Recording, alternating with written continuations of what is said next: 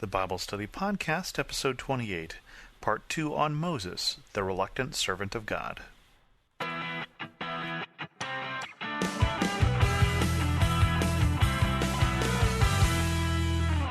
Welcome to the Bible Study Podcast. I'm your host, Chris Christensen.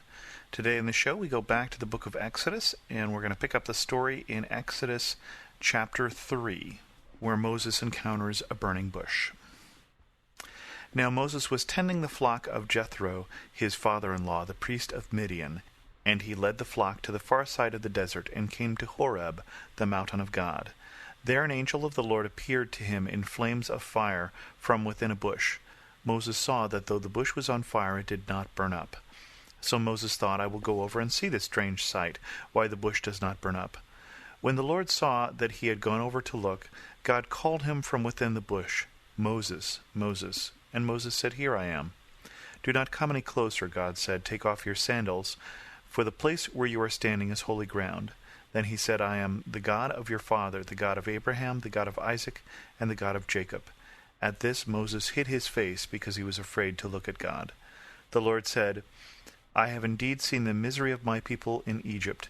I have heard them crying out because of their slave drivers, and I am concerned about their suffering. So I have come down to rescue them from the hand of the Egyptians, and to bring them up out of that land and into a good and spacious land, a land flowing with milk and honey, the home of the Canaanites, Hittites, Amorites, Perizzites, Hivites, and Jebusites. And now the cry of the Israelites has reached me, and I have seen the way the Egyptians are oppressing them. So now go. I am sending you to Pharaoh to bring my people, the Israelites, out of Egypt.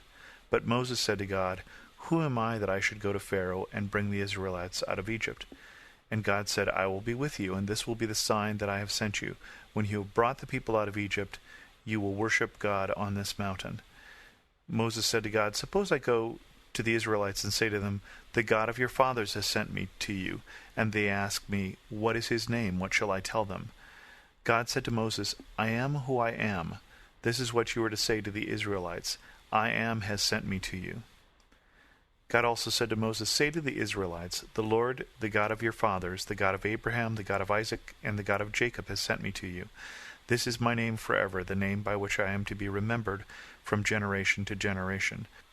As I reread this story today, one of the things that first noticed in this story is that Moses is out here tending his flock, or tending the flock of Jethro, his father-in-law, and he's going about his daily business. He's doing what he's been doing for 40 years now, and then something strange happens, and something strange doesn't happen right in front of him. It happens over there, and he needs to get up and go walk over, and needs to show at least enough curiosity that he goes and investigates what's going on here. And it says, when the Lord saw that he had gone over to look, God called to him within the bush. And so there was this waiting to see how Moses would respond. And I wonder, why was it 40 years? Why is this 80 years after the trouble that's described in Exodus 1? And there's certainly no explanation given. It's obviously God's timing, but I wonder, were there other people who didn't get up and go over, who were so busy with what they were doing that they just didn't take the time? There's this need for us to get up and go over and look and check and see what's going on. And Moses doesn't encounter God until he does something first in this story. And then when he comes closer, God says to him and calls him by name and says, Moses, here I am. Don't come closer. This is a holy place. Take off your sandals. And then, I'm the God of Abraham, Isaac, and Jacob. And Moses is afraid to look at God. Moses understands who God is from that point of view and who he is in relationship to God. And then God gets straight to work. I've seen what's going on in Egypt. I've seen the suffering of people. You've seen it. You know what's going on there. I'm going to deliver this people out of Egypt and into a good and spacious land. By the way, the land is the land of the 6 other people. But if you remember earlier on in the Bible Study Podcast, when Abraham was given that land, he was told that the time was not yet right for him to get that land, that the sin of the people in it had not yet reached completion. And so this is the other thing that's been going on is as God has been raising up Israel, he's also been giving these people a chance to repent. Knowing they wouldn't, but still giving them a chance, hundreds of years in this case, for them to clean up their act. But they don't, and the time has come where God is done with them, and he's saying, and now I'm going to give you their land. And so he says, and then here's the punchline. So far, it's all good news. God's finally going to intervene. God's finally going to act. The suffering is going to end. By the way, Moses, you're the one who's going to do it. I'm sending you. I'm not coming in a cloud of fire. I'm sending you to go tell Pharaoh to bring my people out of Egypt. And Moses asks, I think, a question that had to be a very natural question. Moses has been spending 40 years tending sheep. And so he says, who am I that I should go to Pharaoh and bring the Israelites out of Egypt? And did you see God's answer to Moses' question? God says, you're the natural leader. No, he doesn't say that. God says, you're a wonderful speaker. He doesn't say that. God says, I saved you from the Nile River in a basket of reeds, and you grew up in Pharaoh's house, and you have a connection. And he doesn't say that. God says, I will be with you.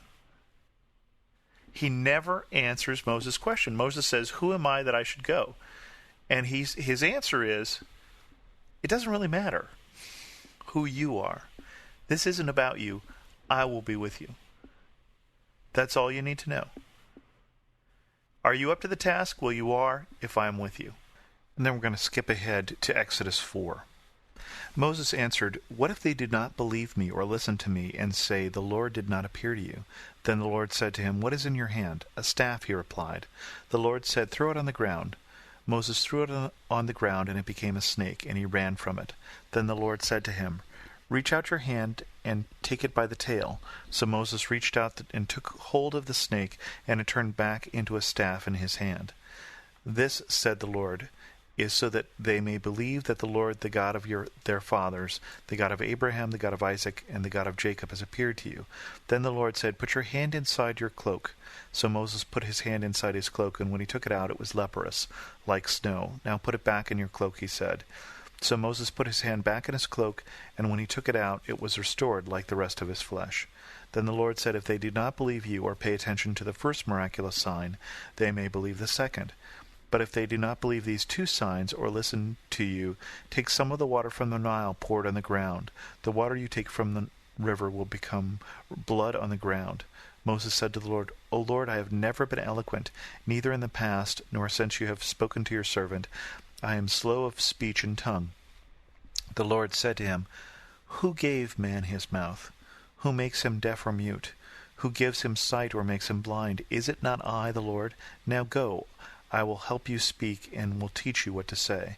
But Moses said, O Lord, please send someone else to do it. Then the Lord's anger burned against Moses, and he said, what about your brother Aaron the Levite? I know he can speak well. He is already on his way to meet you, and his heart will be glad when he sees you. You shall speak to him and put words in his mouth. I will help both of you speak and will teach you what to do. He will speak to the people for you, and it will be as if he were your mouth, and as if you were God to him. But take the staff in your hand so you can perform miraculous signs with it. I just love this dialogue here between Moses and God, because Moses is trying to come up with reasons why it shouldn't be him. And it finally gets obvious at the end, but he starts with, well, what if they won't believe me? Well, God says, here's some signs, here's the staff, and it becomes a snake. And from this point on, this is no longer Moses' staff, but for the rest of Exodus, it's God's staff. And then he gives him the sign of the leprous, tells him about this new magic trick with blood, tells him all these things. That doesn't really answer Moses' question, because Moses' question wasn't really, well, what if they don't believe me? So he tries the other one. Well, he says, I don't speak so good. And God says, who was it that gave man his mouth? Who was it who makes him mute? Who was it who gives him sight? Didn't I already tell you I would be with you? Why is it that you're still worried that you won't know the words to say? if I've sent you and I know how this speaking thing works, why don't you believe me that I can go with you and help you speak and will teach you what to say? And finally, Moses just comes out and says what really he's meant all along, which is, oh, Lord, please send someone else to do it. I haven't yet met a church that is their motto officially, but I wonder how much of us that's our motto unofficially. Please, Lord, send someone else to do it. And Moses really ticks off God at this point, because God says, God has a plan here, and this plan is Moses. And he says, okay, well, we'll bring Aaron along, but basically you're going. Stop your fussing, pack your bags, you're going. And I wonder how many times God is frustrated with his church, that he calls and calls and calls and sends and sends and sends, and we basically still say, Lord, isn't there somebody else? With that, we'll bring this episode of the Bible Study Podcast to a close. If you have any questions or comments, feel free to send me an email at host@thebiblestudypodcast.com. And as always, thanks so much for listening.